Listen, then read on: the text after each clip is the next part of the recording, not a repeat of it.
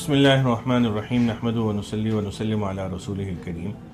یہ ہماری آخری ویڈیو ہے زکوٰۃ کے سلسلے میں، اور اس میں بتانا یہ مقصد ہے کہ ہمیں زکوٰۃ کن لوگوں کو ادا نہیں کرنی چاہیے، یا کن لوگوں کو ادا کرنے سے ہماری زکوٰۃ ادا نہیں ہوگی۔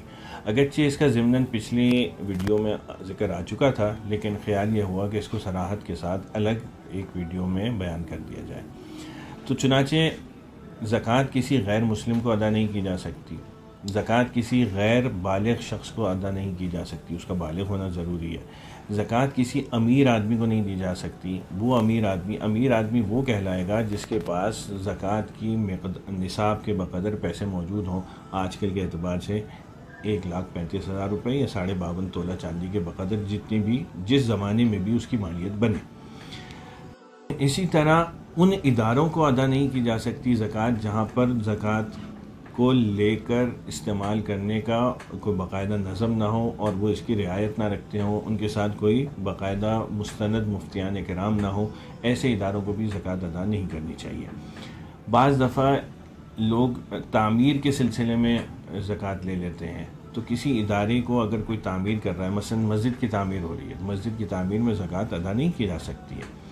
کسی کی فیس کی ادائیگی کرنی ہے تو اس شخص کو جس کے اوپر فیس ڈیو ہو گئی ہے اس کو تو آپ زکوٰۃ دے سکتے ہیں، لیکن براہ راست جا کے ادارے کو فیس دے دیں تو اس سے زکوٰۃ ادا نہیں ہوگی۔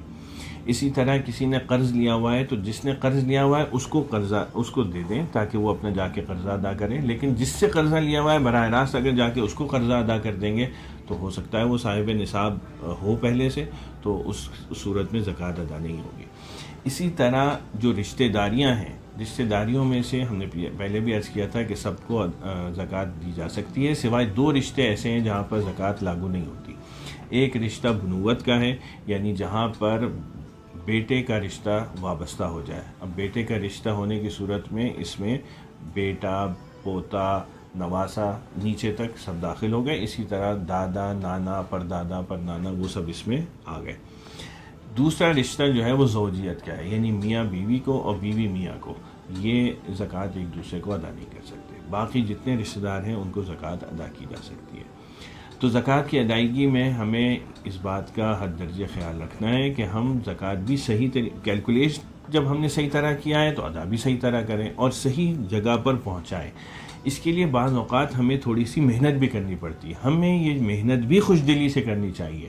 ہمیں یہ چاہیے کہ ہم دیکھیں کہ زکوٰۃ فیکچولی کہاں اس وقت زیادہ اس کی ضرورت ہے، جہاں پر زیادہ ضرورت ہو وہاں پر ادائیگی کرنے کی کوشش بھی کرنی چاہیے۔ اس میں کچھ ایفرٹس بھی لگیں تو بھی کوئی حرج نہیں ہے، بہت خوش دلی سے ان کو برداشت کرنا چاہیے، اور اس پر بے انتہا اجر و ثواب ہے جس کا اندازہ ہمیں آخرت میں جا کے ہی ہوگا۔ اللہ تعالی ہمیں اس فریضے کو صحیح طور پر سمجھنے کی، اس کو صحیح طور پر کیلکولیٹ کرنے کی، حساب کرنے کی، اور اس کو صحیح طور پر ادائیگی کرنے کی ہمیں توفیق عطا فرمائے، اور خوش دلی کے ساتھ، اجر و ثواب کے ساتھ، اللہ تعالی کی رضا کے ساتھ ہمیں اس کی ادائیگی کی توفیق عطا فرمائے۔ وآخر دعوانا ان الحمد للہ رب العالمین۔